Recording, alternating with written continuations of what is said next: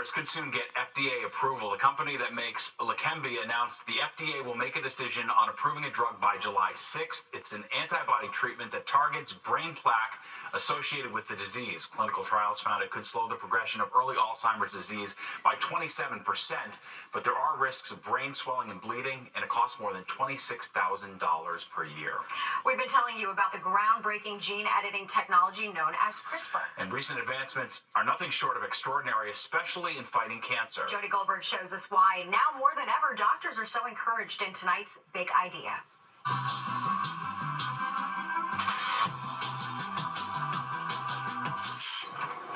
It's a molecular tool that makes it possible to modify specific cells. CRISPR is, simply put, the ultimate tool for manipulating life. CRISPR, short for clustered regularly interspaced short palindromic repeats, has been recognized in the medical community for its work in editing the DNA cells of people, plants, and animals.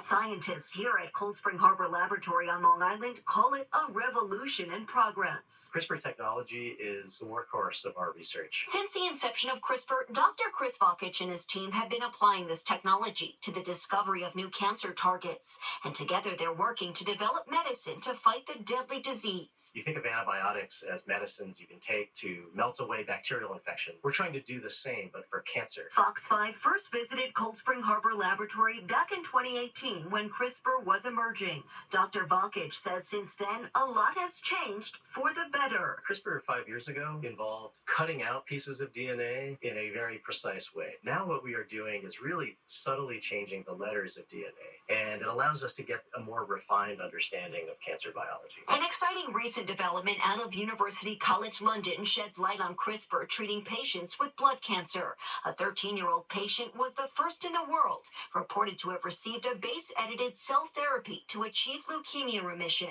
The approach, known as CAR-T, manipulates normal immune cells in a way to trick your system into rejecting cancer cells.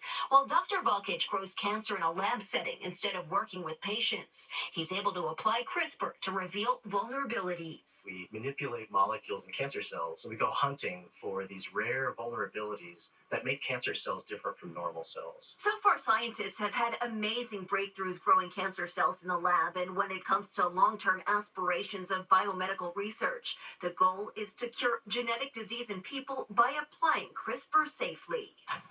Sky is a research scientist who spends 6 days a week in the lab. She'll tell you finding a cure for cancer is a commitment. It's like cooking. You have a recipe, and then you change the recipe to make the meal look better. Advances in CRISPR are also underway at Hackensack Meridian Center for Discovery and Innovation in New Jersey, I would say it's kind of on the way to becoming part of mainstream medicine. where scientist Dr. Ben Tycho uses the tool to model mutations as tumors progress in several types of human cancers. We're all impacted by cancer, either ourselves or in our families, and so this is very important. As technology gets more precise and robust, scientists vow to continue the crusade, paving a path in modern medicine. I would say in my lifetime, we will see diseases cease to exist because of CRISPR technology. Jody Goldberg, Fox 5 News.